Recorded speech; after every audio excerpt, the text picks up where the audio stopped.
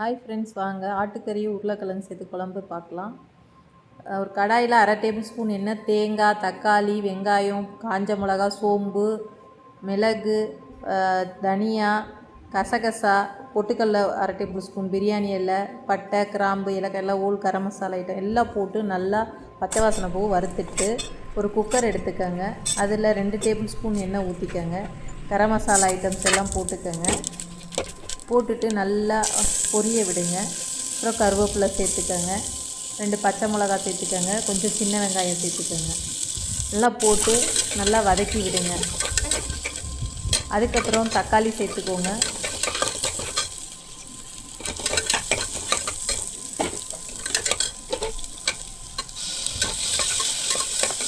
இஞ்சி பூண்டு பேஸ்ட்டு ஒரு டேபிள் ஸ்பூன் சேர்த்துக்கோங்க. அப்புறம் தக்காளி சேர்த்துக்கோங்க. நல்லா போட்டு வதக்கி விடுங்க.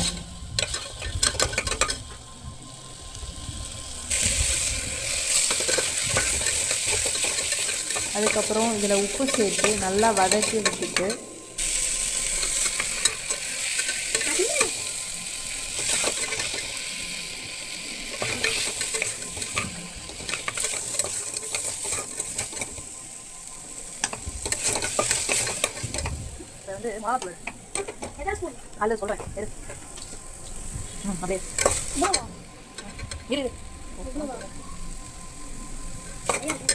காஷ்மீரி மிளகாய்த்தூள் ஒரு 1/2 டேபிள் ஸ்பூன் சேர்த்துக்கோங்க.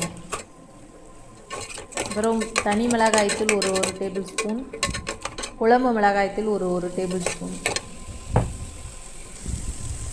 மஞ்சத்தூள் 1/2 டேபிள் ஸ்பூன், சீரகத்தூள் 1/2 tablespoon, garam masala 1/2 tablespoon, சோம்புத்தூள் 1/2 டேபிள் ஸ்பூன் எல்லாம் போட்டு பச்சை வாசனை போகிற அளவுக்கு எண்ணெயிலே போட்டு வதக்கி கொஞ்சம் தண்ணியும் சேர்த்து அடி பிடிக்காமல் நல்லா வதக்கி விடுங்க.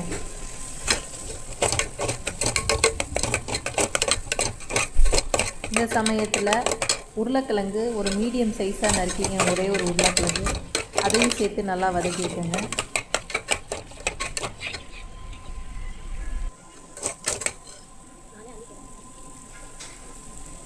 இந்த சமயத்தில் மட்டனை சேர்த்துக்கோங்க. ஒரு 100 கிராம் மட்டன் இருக்கும். அதையும் சேர்த்து நல்லா மிக்ஸ் பண்ணி வேக விடுங்க.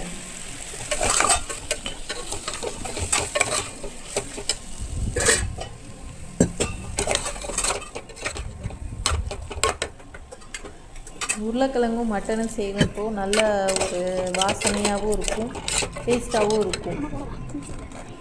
இந்த சமயத்தில் நம்ம ஃபஸ்ட்டு அரைச்சி வச்சுருந்த மசாலாவை போட்டு மிக்ஸி ஜாரில் போட்டு அரைச்சி பேஸ்டாக்கி இதில் ஊற்றிடுங்க. ஊற்றிட்டு உப்பு காரம் எல்லாம் செக் பண்ணிவிட்டு நல்லா கிளறி விடுங்க.